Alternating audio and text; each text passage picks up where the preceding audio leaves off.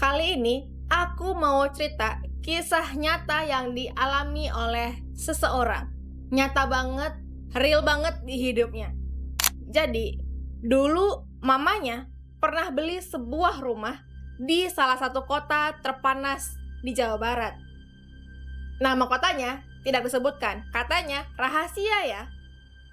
Nah, awalnya ketika mereka sekeluarga pindah ke rumah itu, semuanya terlihat normal.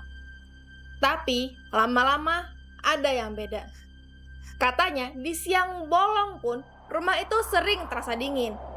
Bukan dingin kayak AC, bukan dingin yang bikin tenang, tapi dingin yang nempel ke kulit, dingin yang nggak bikin nyaman. Padahal itu wilayah terpanas di Jawa Barat.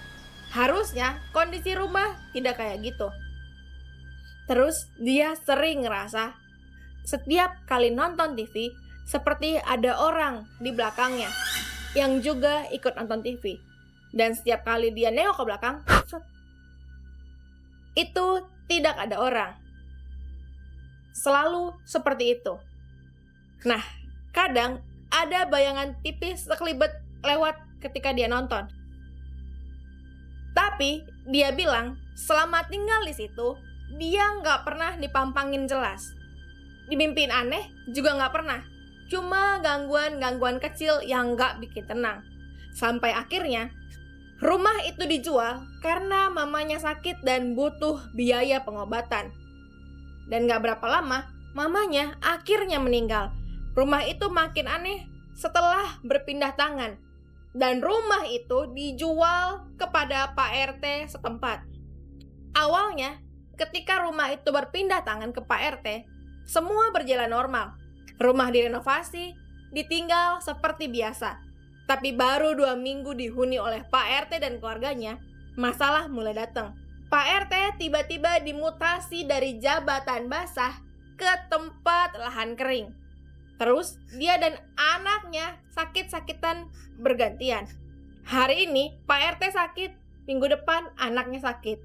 Berikut Pak RT sakit lagi, berikutnya anaknya sakit lagi.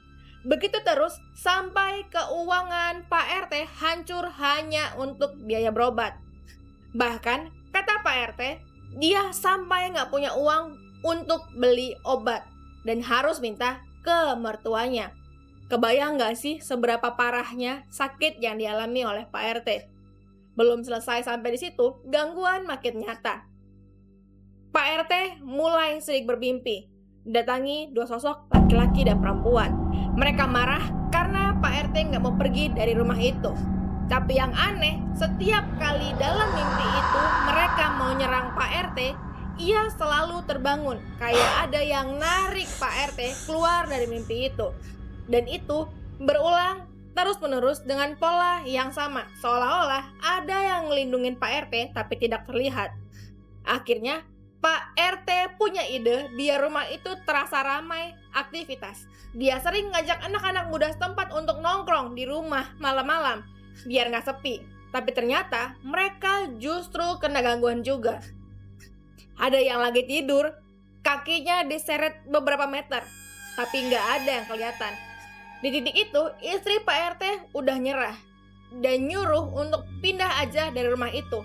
Tapi Pak RT nggak mau. Katanya dia udah nyaman sama lingkungan setempat dan udah keluar banyak untuk biaya renovasi rumah itu.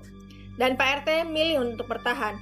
Akhirnya Pak RT memutuskan untuk mulai sering doa malam, tahajud, minta petunjuk sama Tuhan.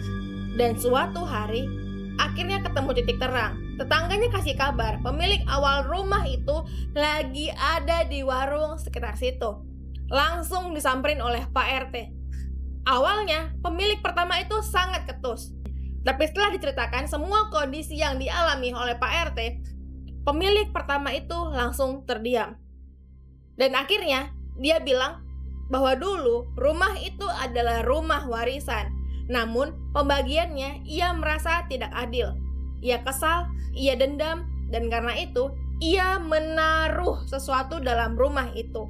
2 makhluk untuk mengganggu siapapun yang tinggal di sana. Dan keesokan harinya, entah gimana caranya, si pemilik awal rumah itu mendatangi rumah Pak RT. dan bilang satu kalimat. Pak RT, sekarang di rumah ini sudah nggak ada apa-apa lagi ya? Bapak sekarang sudah bisa tinggal di sini dengan tenang. Dan sejak hari itu, semua gangguan berhenti. Nggak ada lagi yang sakit bergantian, nggak ada lagi mimpi aneh, dan hidup mereka pelan-pelan membaik.